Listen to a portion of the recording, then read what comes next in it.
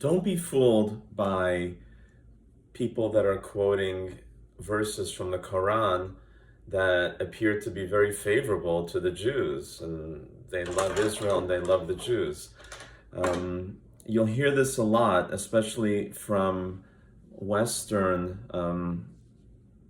imams. You don't hear this in the Arabic world. In Arabic, and so what about these verses of love?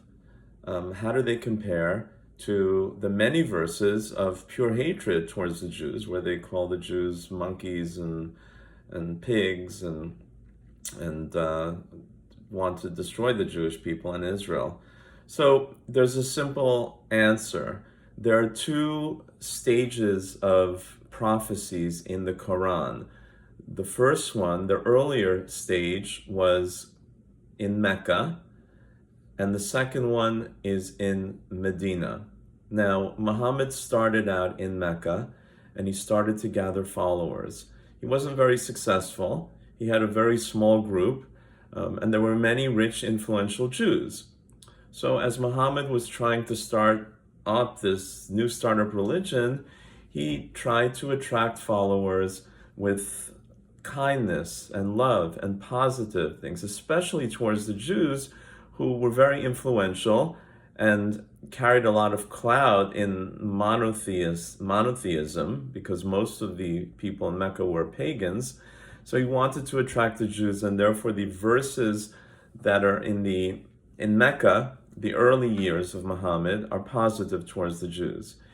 Muhammad wasn't successful in Mecca, and in fact they wanted to kill him, so he had to flee with his small group of followers to Medina. And over there, over the years, Muhammad gained followers, he gained power and strength, and then he would return to Mecca, conquer the city, and kill all the Jewish men in there, and enslave the women and children. And the verses, the prophecies, as they say, that occurred in Medina were much more negative against Israel and the Jews, because Muhammad had power then. And by that time, he realized that the Jews were not going to convert, so he didn't have to be nice to them anymore, and he expressed his honest feelings. And in fact, earlier, Islam was supposed to bow towards Jerusalem, because again, that was the time when Muhammad was trying to attract Jewish followers, and then later on, it was switched to Mecca. So the verses in the Quran that occurred later in Medina are extremely negative towards the Jews. The earlier ones in Mecca are positive. Now, the important thing to understand is that in traditional Islamic teaching, the latter prophecies supersede the previous prophecies. And this is a very standardized and known academic way of learning Islam. This is the way that traditional Islam operates. The principle says that the later verses, the Medina verses, if there's a contradiction, they supersede the Mecca verses.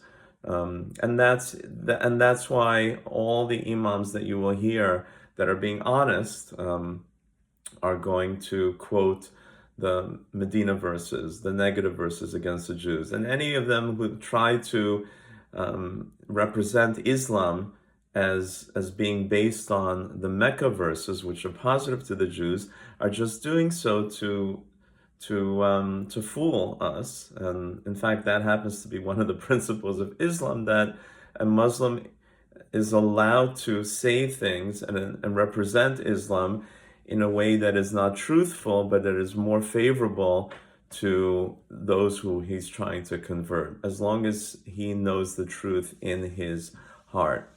So don't be fooled by the verses of love and peace. As I explained, they are superseded by the verses of hatred and destruction against the Jews. Medina supersedes Mecca. So let's just be honest and truthful and understand what we're up against. And only then will we be able to know how to respond and deal with it.